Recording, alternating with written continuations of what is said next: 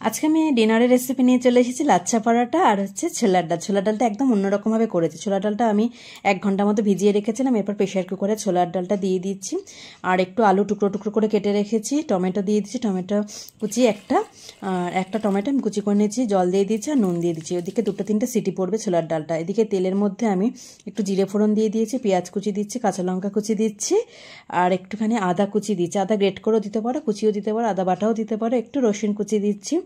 আর সমস্ত মশলাগুলো আমি খুব একটু নাড়াচাড়া করে নিয়েছি। গ্যাসের ফ্লেমটা আমি হাইতে রাখিনি, লোতে। এরপরে আমি একটুখানি চাট মশলা দিয়ে দিলাম আর হচ্ছে কারি পাতা দিচ্ছি আর নুন দিয়ে দিচ্ছি। ডালটা এদিকে সিদ্ধ হয়ে গেছে, এবারে ডালটা দিয়ে দিচ্ছি। খুব ভালো করে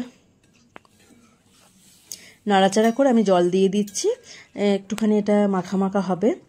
আর নামাবার আগে গরম মশলা গুঁড়ো আর হচ্ছে ভাজা মশলার মধ্যে হচ্ছে তোমার জিরে ধনে শুকনো লঙ্কা আর ওর মধ্যে একটু কসুরি মেথি দিয়ে দিয়েছি, ওটা ছড়িয়ে দিয়েছি। আর এদিকে লাচ্ছা পরোটা হচ্ছে।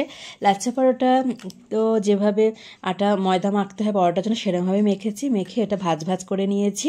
হ্যাঁ, আর রেখে কিছুক্ষণ রেখে দিতে হবে তেল দিয়ে ভালো করে মেখে, আর তারপরে বেলে নিতে হবে। খুব সুন্দরভাবে কিন্তু মানে লাচ্ছা পরোটা তৈরি হয়েছে একদম রেস্টুরেন্ট স্টাইলে।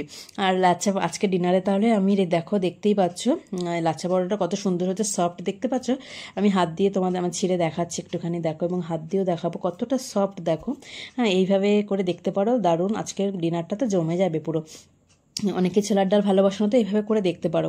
হ্যাঁ, পেঁয়াজ রসুন টমেটো দিয়ে। তবে এখানে আমি কসুরি মেথিটা ইউজ করেছি, ওটা অবশ্যই ইউজ করবে।